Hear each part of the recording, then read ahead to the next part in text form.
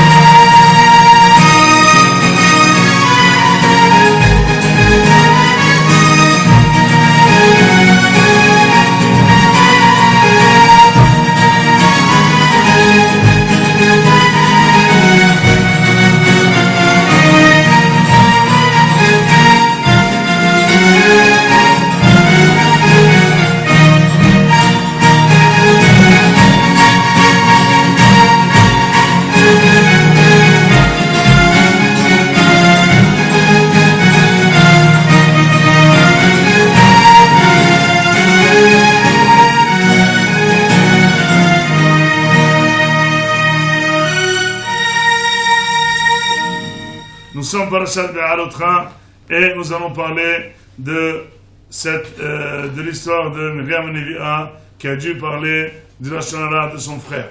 Vous savez que Myriam était Nevi'a, elle était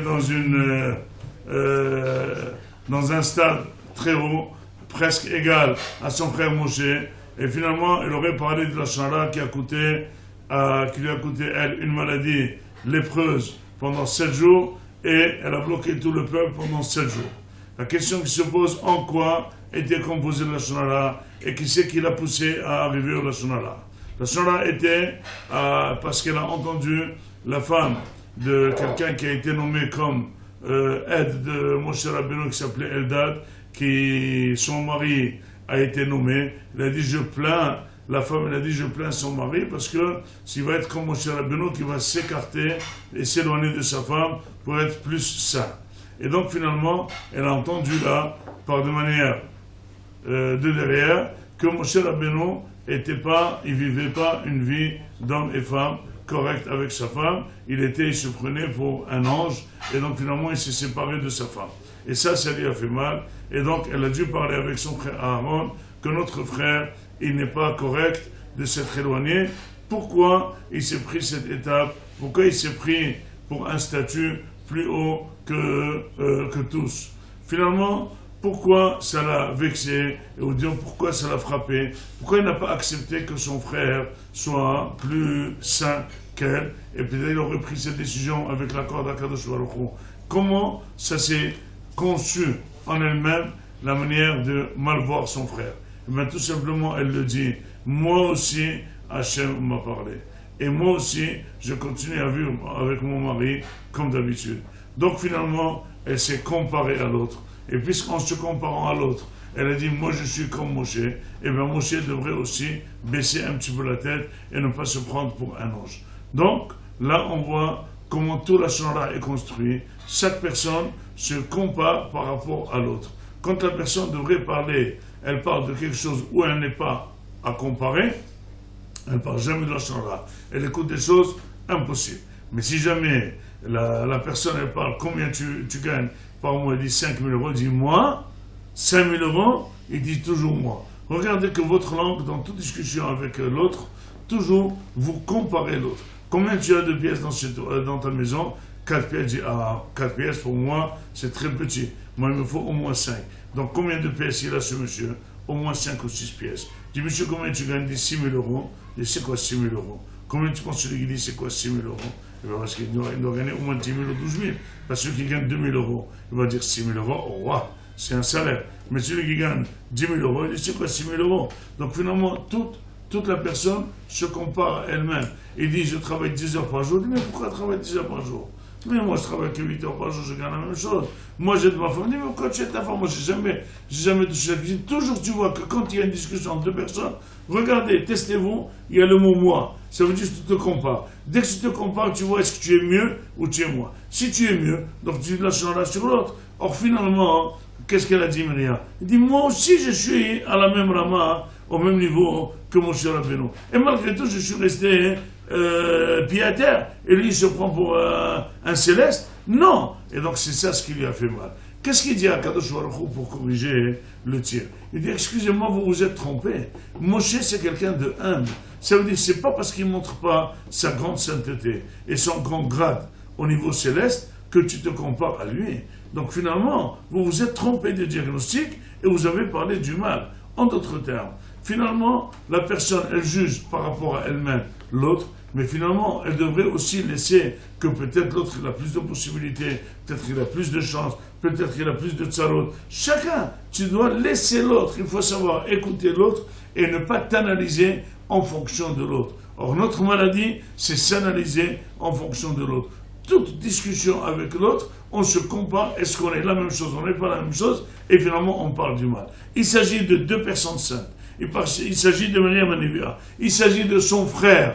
Si jamais elle voulait être utile, et une remarque vraiment comme il faut, elle pouvait téléphoner à son frère et lui dire, voilà, monsieur, pourquoi j'ai entendu ça, est-ce que c'est vrai ou c'est pas vrai? Il lui aurait expliqué, il serait tombé d'accord ou pas d'accord. Mais parler dans le dos de quelqu'un et dire, dis-moi, qu'est-ce que tu penses que ce que je viens d'entendre, ça c'est vraiment du lachonara. Qu'est-ce qu'il a fait à Kadosh Baruch Hu?